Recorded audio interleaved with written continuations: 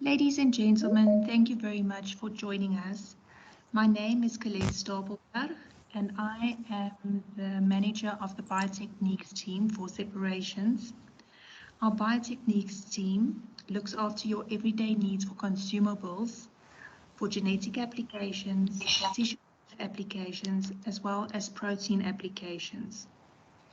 Our team is also led by a phenomenal man called Nicholas Kwizer, whose door is always open for our every need.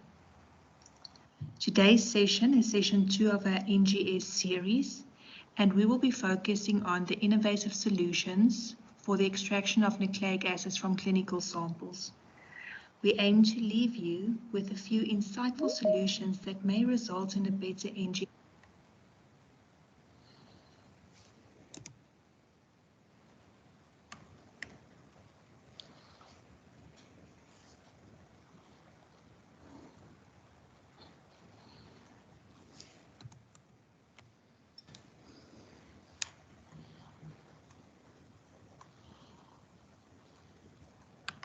Data downstream. When we look at the clinical market developments and the areas with the strongest growth, we note those to be oncology, applied genetic testing, as well as infectious diseases. The sample types comprise of liquid biopsies within oncology, FFPE tissues, as well as circulating tumor DNA. Whereas with applied genetic testing, we look at the reproductive health, the whole genome analysis, as well as helityping, and then for infectious diseases, of course, viruses, bacteria, and fungi. If we look at the oncology sector specifically, and the sample materials and applications, we currently see that 58% of the samples are analyzed by NGS, and only 17% by PCR. These sample types specifically are dominated with 66% of FFPE samples and 18% of plasma samples. The clinical oncology research market is using NGS more and more as an application. Similarly, within the applied genetic testing market, we see that this market is also dominated by NGS as an application. Here we specifically look at non-invasive prenatal testing, whole genome analysis, as well as blood typing. When looking at infectious diseases, we see that the results indicate that 65% of blood, swabs, and cell-free body fluids is analyzed by means of PCR. These results were, however, before COVID-19. So I do expect to see that the NGS data would increase significantly. NGS has helped us to compare the viral genomes against each other of COVID-19. We can therefore infer how and when COVID-19 was introduced into Africa and how it was spread within the continent.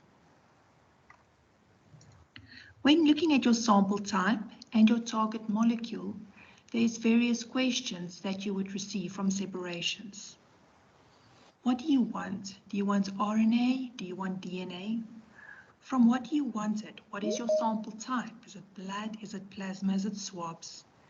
And then what do you need it for? What is your downstream application? Because answers to all these questions would help us make decisions with regards to the yield needed, the purity of the RNA and DNA, as well as its integrity, the speed with which it needs to be analyzed, as well as the budget. Let's start by looking at your applied genetic testing, where our first sample type is blood. Applications for which the sample type is used is generally for helityping, whole genome sequencing, biomarkers, or parental testing, to name a few.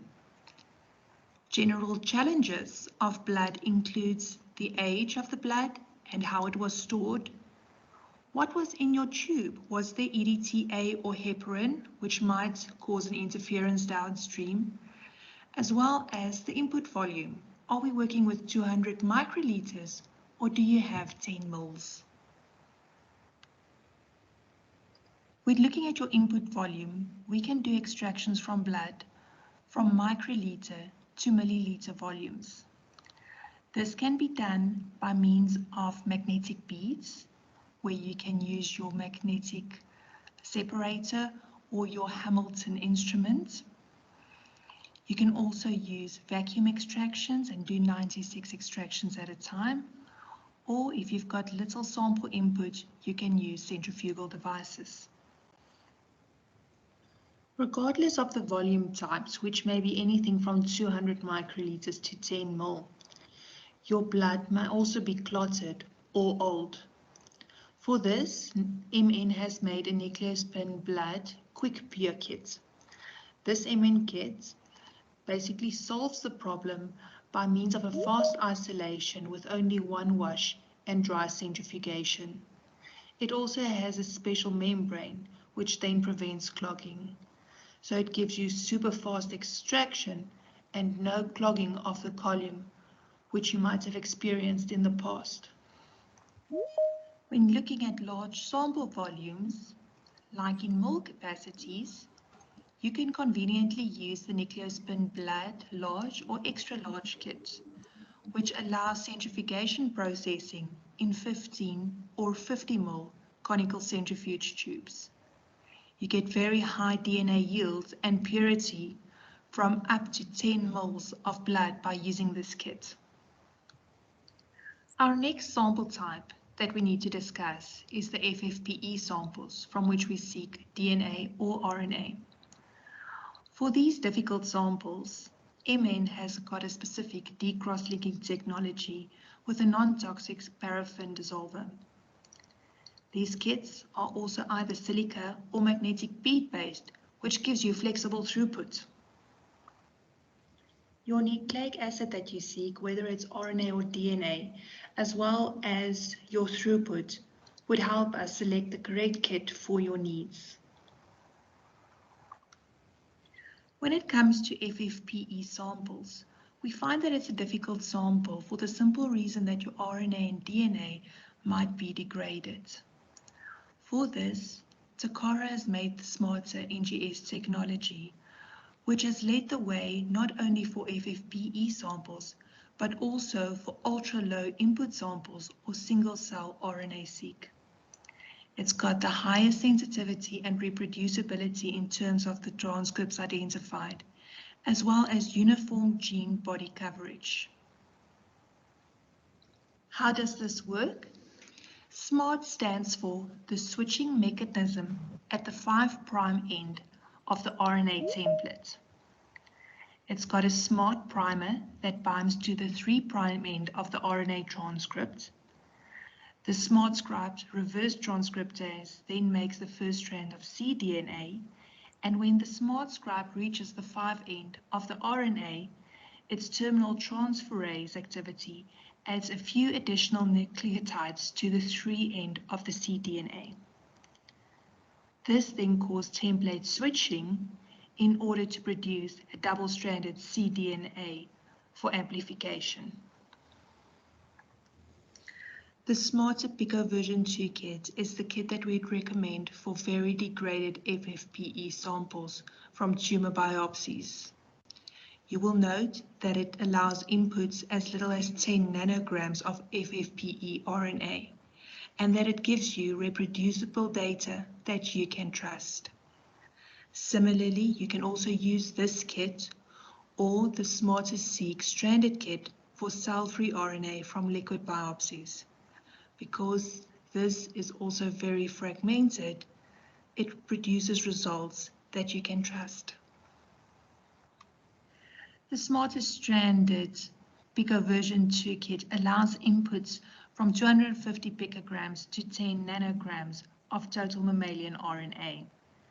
You will note that the RNA of quality can be as low as a RIN value of 2, and that this specific kit can go from total RNA of Illumina libraries ready for sequence in less than 5 hours.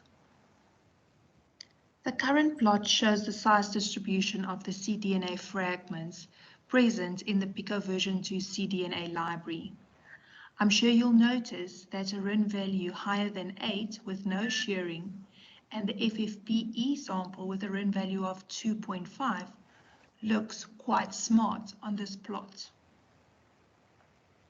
Just a few more results from FFPE tissue, specifically breast and lung tissue, where you can see the RNA profile as well as the library profile by means of using the Pico version 2 total RNA-seq from Takara.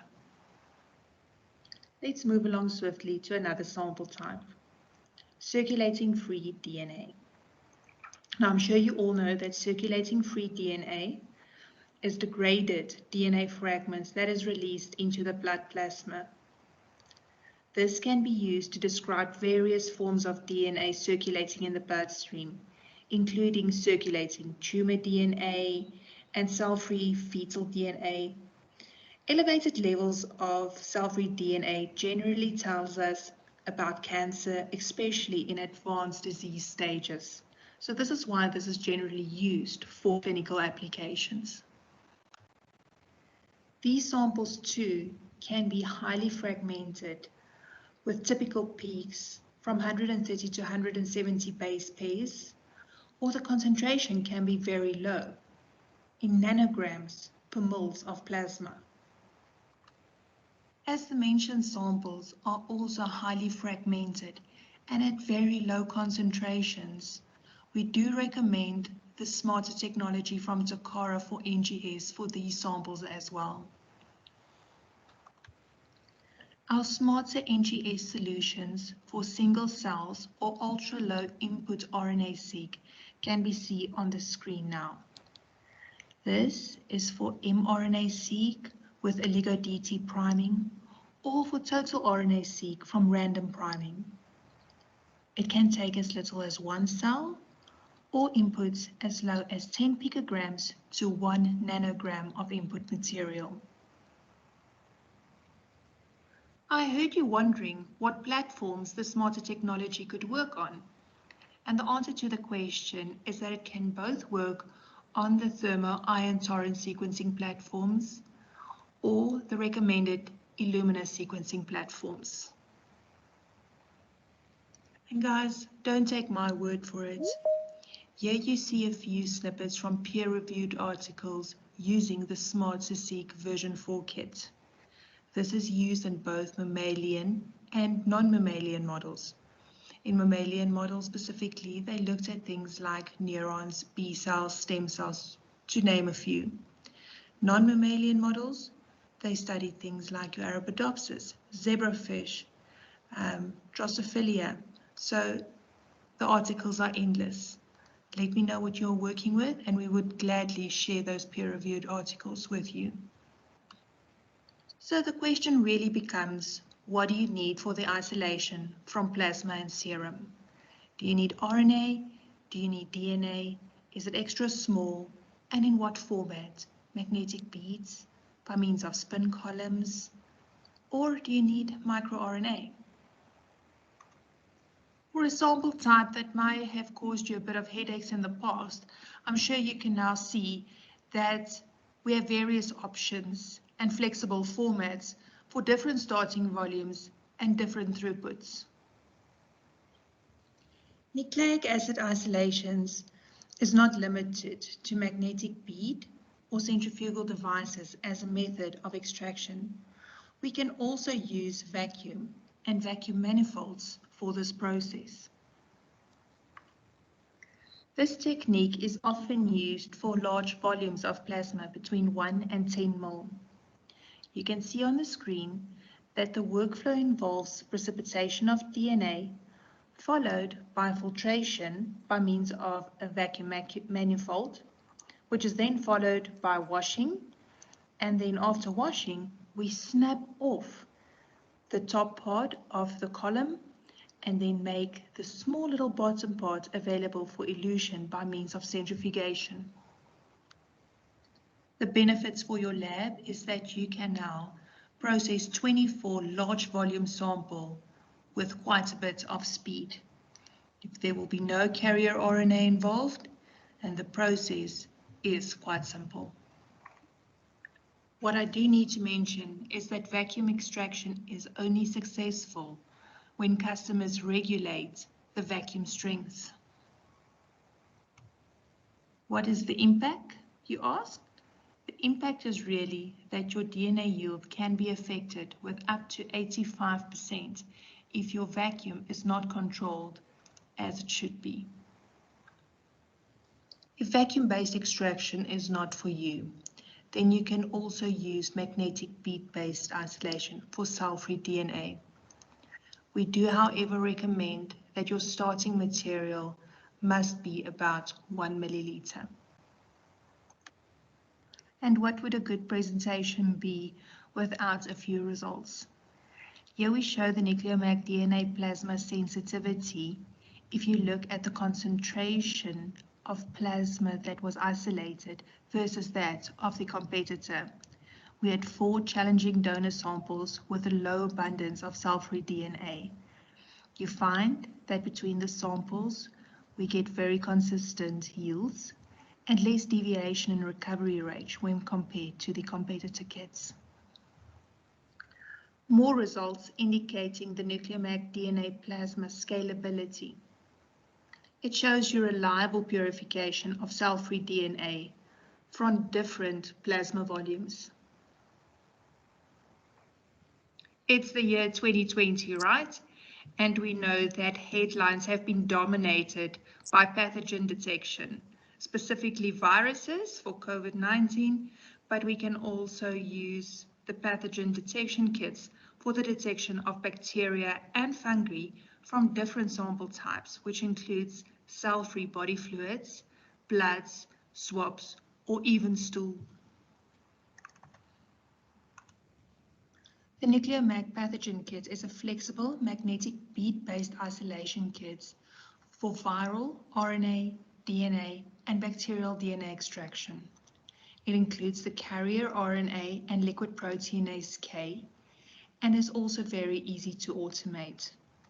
This kit has been widely used for the fight against COVID-19, as it is also CE IVD certified. One of the reasons why the Nucleic pathogen kit has been so popular is that it allows us extraction of the viral RNA at even very low titers. That is then analyzed by means of your real-time PCR. On the screen, you see a dilution series of a norovirus in stool sample, which has also been detected successfully with the Nucleic pathogen kit. The choice of kit to use, whether silica membrane or magnetic bead-based technology, at the end of the day is yours. The Nucleic pathogen kit is more widely used for people with high throughputs and that need scalable results, whereas the Nucleic virus kit is more used for research purposes and limited throughput. At the end of the day, it all boils down to what you are most comfortable with. The second part of this presentation will focus on hard-to-lyse samples, and hard-to-lyse samples can generally also be clinical samples. We refer to the sample types as hard-to-lyse for the reason that it has inhibitory substances. These inhibitory substances make them difficult samples. For instance, brain tissue. Brain tissue is filled with a lot of fatty tissue and lipids, which generally clogs the columns. Stool samples has got lots of PCR inhibitors and bile salts, which might interfere downstream. Also, if we look at things like the heart muscle, it can be very sticky to homogenize and cut into pieces. Also, our friends, the little insects.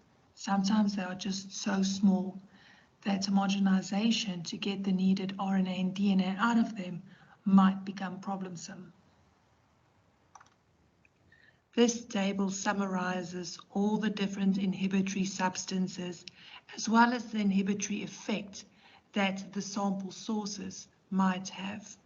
This might be a aha moment for you and might make you realize why you're experiencing certain problems within your research.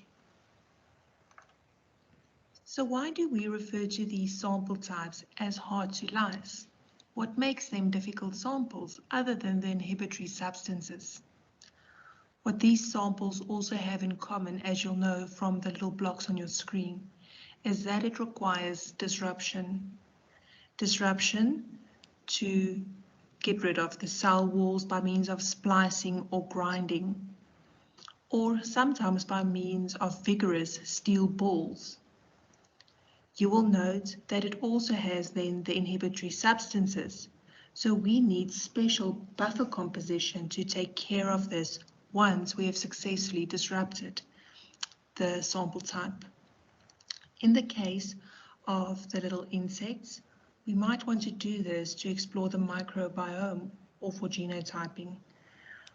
Similarly, for the microbial DNA, you might want to do molecular editing, genotyping, or microbiome analysis. For the lipid-rich tissue, also microbiome analysis or genotyping. And then on stool samples, we also find that we want to do microbiome analysis or donor genotyping. So with all of you muted, I can still hear the next question. And the next question is then, so what is the solution for a hard to lyse sample? Generally find that if disruption is needed, people have used homogenizers or stick blenders. And the problem has become that you have to clean the probe or autoclave the probe before every sample that you then use. And this becomes quite tedious and makes the process very long. What MN has devised as a solution is called the nucleospin beader tubes, and these are included in the kits for the hard to lyse samples. They include beads for the disruption of bacteria, yeasts, insects, plant material, as well as soil sediments and stool. And we use different beaded tubes.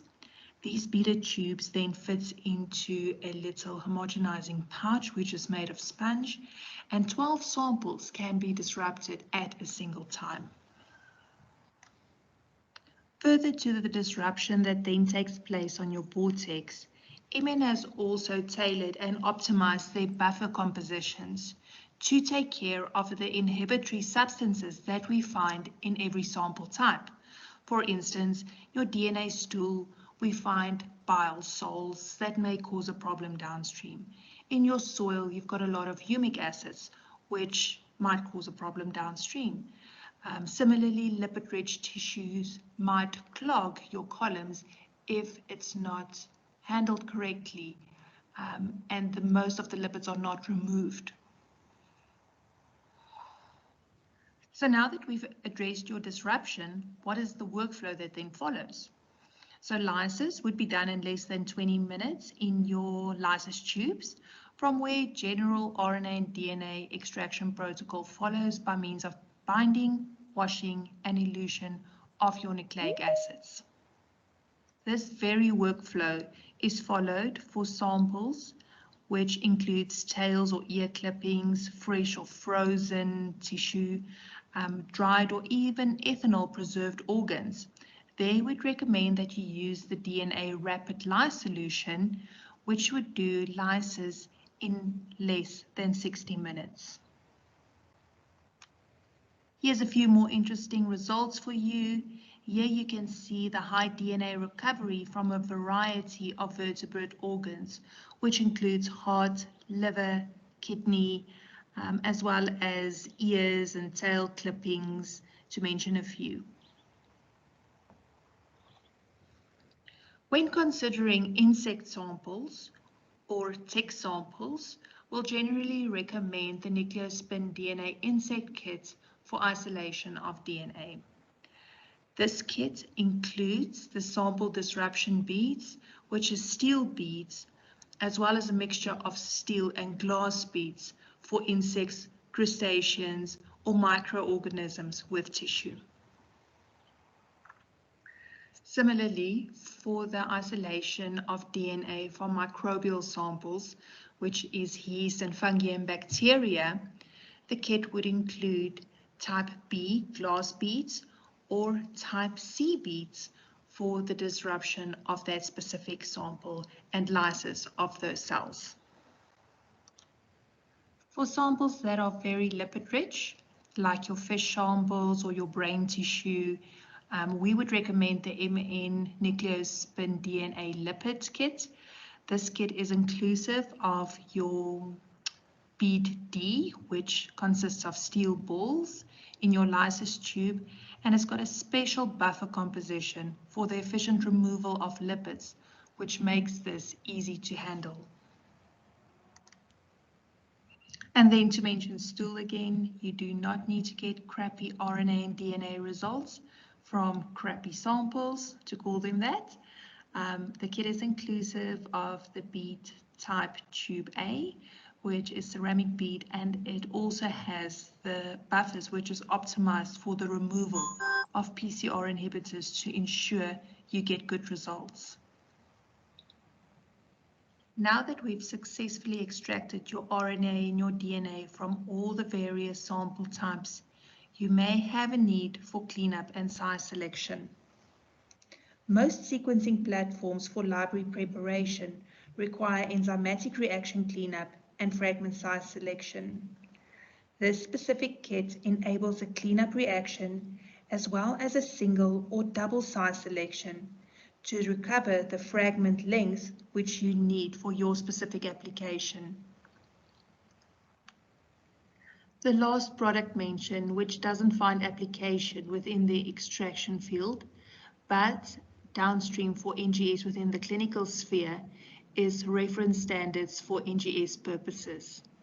Horizon Discovery brings us those specific reference standards to optimize and validate new and existing NGS workflows. Also to analyze the sensitivity and specificity of your assays.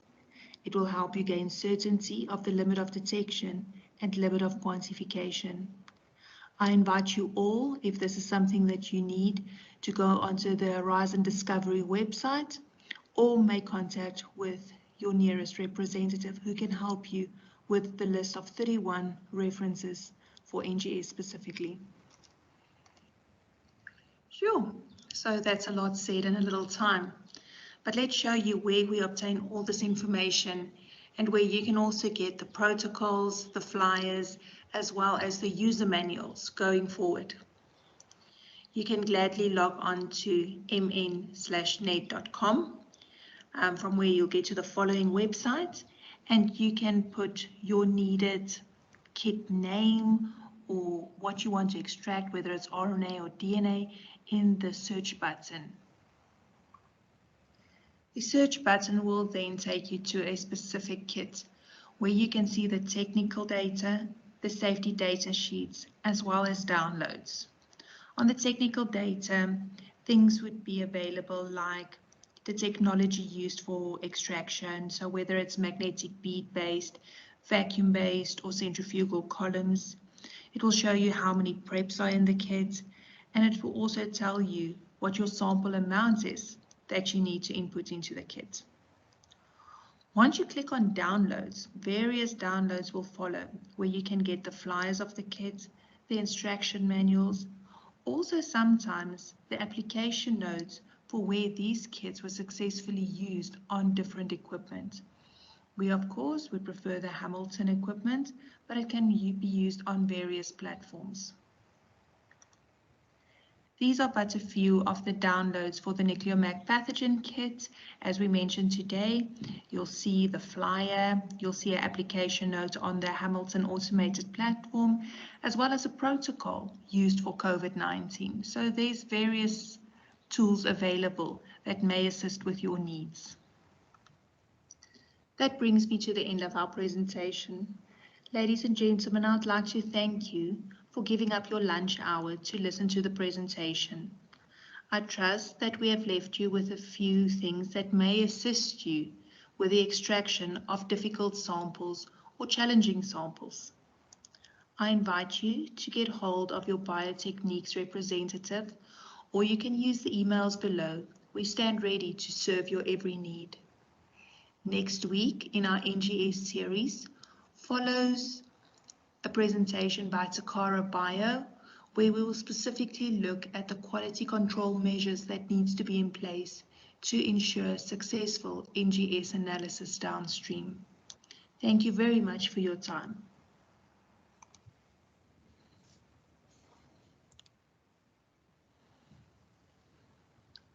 Ladies and gentlemen, if there's any specific questions, I think me and my team are ready to get in touch with you.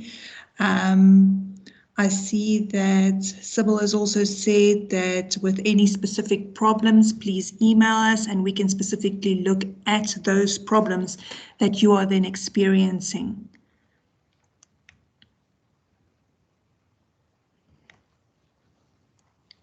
If there's nothing from anybody else, I would at least allow you to make another cup of tea just before your lunch hour is over. And thank you for your time.